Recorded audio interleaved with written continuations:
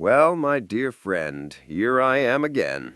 An 80-year-old man with more wrinkles than a laundry basket left in the sun, but still plenty of life in this brain of mine. You know, people often look at me and think the gray hair is just a sign of age. What they don't realize is that behind this silver crown sits a mind that's seen decades of mistakes, triumphs, heartbreaks, and oh yes, lessons worth sharing. And today, I want to talk about something that might surprise you. An activity, one that so many seniors do without a second thought, that can actually increase your risk of stroke overnight. Now, before you panic and toss everything in your bedroom into the trash, let me reassure you, it's not about scaring you. No. It's about shining a light on the sneaky things that catch us by surprise as we age.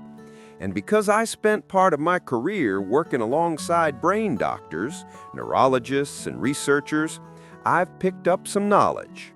Not the boring medical textbook stuff, but the kind of wisdom that makes you sit up straight and whisper, "Wait, what? You mean I've been doing that all this time?" Let me ask you something first. Have you ever woken up in the morning and felt like your head was in a fog? Like you were walking through oatmeal, slow and sticky, with your thoughts just dragging behind you? Maybe you blamed it on not enough coffee, or on staying up too late watching those old detective shows. But what if I told you that sometimes the things we do before bed, activities we think are harmless, even healthy, can quietly raise our chances of a stroke while we sleep? Now that'll wake you up quicker than a strong espresso, won't it? Here's the thing, friend. The brain is a tricky organ. It's like the world's most complicated computer.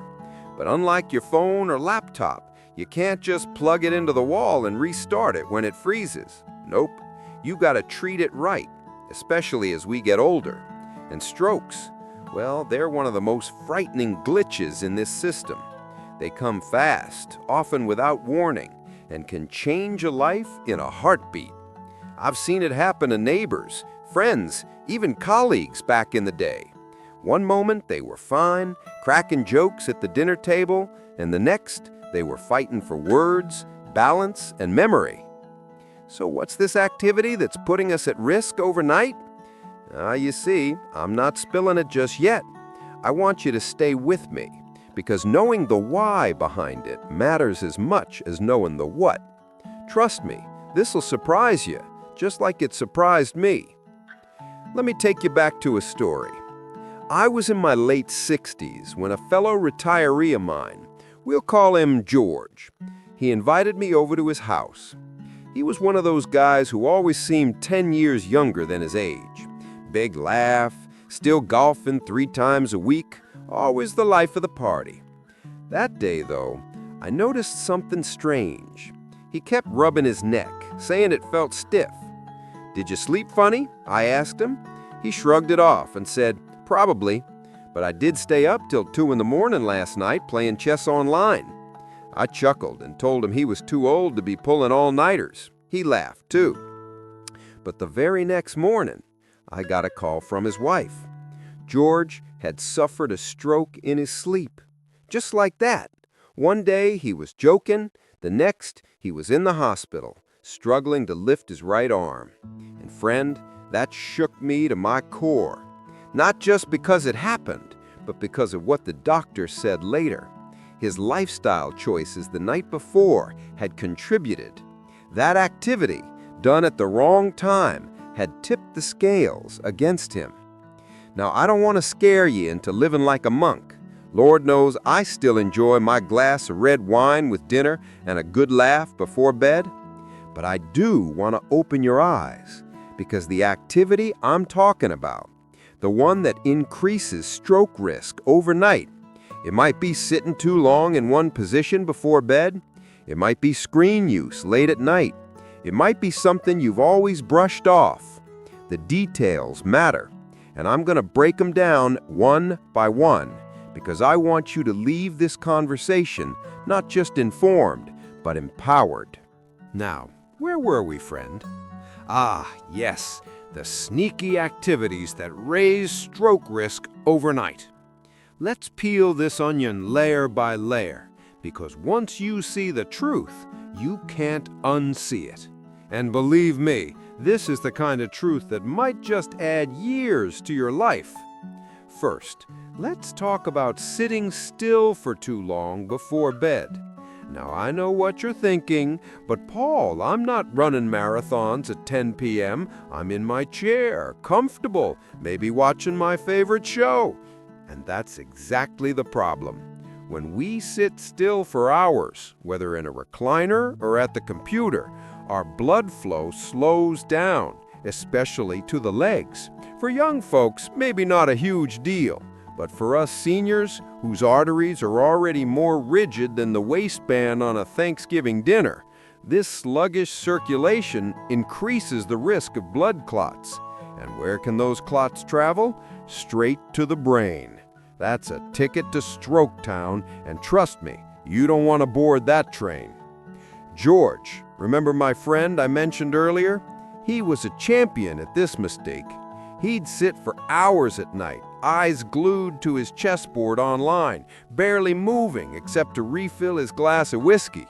And that night before his stroke, he didn't stand up once in 4 hours. The doctors told him later that his blood was as sluggish as molasses. Combine that with his high blood pressure, and it was like playing Russian roulette with his brain. He got unlucky, but he also got a second chance. Not everyone does. And here's the kicker. It's not just sitting. Late-night stress and overstimulation are killers too. You ever get caught up in arguments online or binge a suspenseful show before bed? Your brain can't tell the difference between real stress and fake stress. The adrenaline still pumps, your blood vessels still constrict, your heart still races. And then you lie down, thinking you're resting, when in fact, your body is still in battle mode. That spike in blood pressure right before your natural nighttime dip is exactly the kind of imbalance that can trigger a stroke. Now, let's sprinkle in a little humor, because I don't want you clutching your chest just yet. You know what I used to do before bed in my 50s? I'd grab a giant slice of leftover pizza, pour myself a soda, and plop down to watch late-night talk shows. I thought it was harmless. Until one morning I woke up with indigestion so bad I thought I was auditioning for a dragon role in a fairy tale. My wife told me, "Paul, your brain might survive, but your stomach is filing for divorce." Looking back, that wasn't just funny, it was a warning. Heavy meals before bed don't just upset the belly, they also mess with blood sugar and pressure, which again can nudge us closer to stroke territory. So let's put this in plain language, friend. The activities that increase stroke risk overnight are 1. Sitting still for hours before sleep. 2. Late-night screen time and stress. 3. Heavy meals or alcohol too close to bedtime. Do any of these sound familiar? Be honest with me. I can almost see that guilty smile on your face. Don't worry, I've been guilty too. The important thing is once you know better, you do better. And trust me, your brain will thank you for it. Now, let me tell you how George turned his story around. After his stroke, he could have given up. He could have said, "This is it. I'm old. I'll just fade away."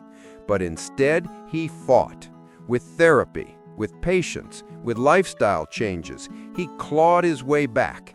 He started taking short walks after dinner instead of plopping into his chair. He swapped out whiskey for water most nights, and instead of online chess marathons, he played one round and then called it quits. Within a year, he was moving better, speaking clearer, and even cracked the same corny jokes again. You should have seen the smile on his wife's face the first time he managed to say, "Honey, your cooking is still dangerous, but now only for my taste buds." That, my friend, is the power of small changes. And let me tell you another secret. At 80, I've realized the things that protect the brain and heart aren't grand, dramatic gestures. No, they're small daily habits. standing up and stretching every half hour, shutting down screens an hour before bed, swapping out heavy late-night meals for a light herbal tea. These don't just lower stroke risk, they improve sleep, mood, and memory too. It's like buying insurance for your brain, but the payments are free and the returns are priceless. Now let me pause here because I want to ask you something important. If you've been nodding along and thinking, wow, I do some of those risky activities, don't feel ashamed. Feel grateful. Grateful that you're hearing this now before something happens. And if you're finding value in this conversation, I'd love for you to like this video, leave me a comment, and subscribe to the channel. Not just for me, but because when you share your thoughts, others in our little community see it too. And who knows, you might save someone else's life with your story. All right, let's roll on, because I've still got a few more gems to share. Did you know that dehydration at night is another hidden culprit? You see, as we age, we don't always feel thirsty even when we need water, and dehydration thickens the blood, making clots more likely. That's why so many strokes happen in the early morning hours when we're at our driest. So what do I do now? I keep a glass of water on my nightstand. Not wine, not soda, just good old water. And sometimes when I wake up in the middle of the night, I take a sip. My kids laugh and call me the midnight camel, but hey, this camel's still standing at 80. Another thing is poor posture while sleeping. Sounds silly, right? But if your neck is bent awkwardly or your head is tilted too much, it can actually reduce blood flow to the brain. I learned this from a neurologist friend who said, Paul, tell your people to invest in a decent pillow. It's cheaper than a hospital bill. And you know what? He was right. The older I get, the more I realize comfort isn't luxury, it's survival. Now, friend, let me bring this home with something I've learned after 80 decades. Life doesn't give us warning signs carved in stone. It gives us whispers, a stiff neck, a foggy morning, a racing heart before bed. These are the whispers telling us to pay attention. If we ignore them, they turn into screams, like strokes, heart attacks, or worse. But if we listen, if we adjust, we get to keep dancing with life a little longer. And believe me, I still want to dance. Not like I did in my 20s, I'd break a hip, but enough to sway with the music, laugh with friends, and wake up each morning grateful for another day. So the next time you're tempted to binge watch till 2 a.m. or sit still in your recliner for hours or polish off that heavy midnight snack, remember my words. Picture my 80-year-old face wagging a finger at you, then breaking into a grin because I know you're strong enough to make better choices. You've come too far in life to let a sneaky nighttime habit steal your golden years. Take it from an old man who's seen both sides of the story. Protect your brain, protect your nights, and you'll protect your future.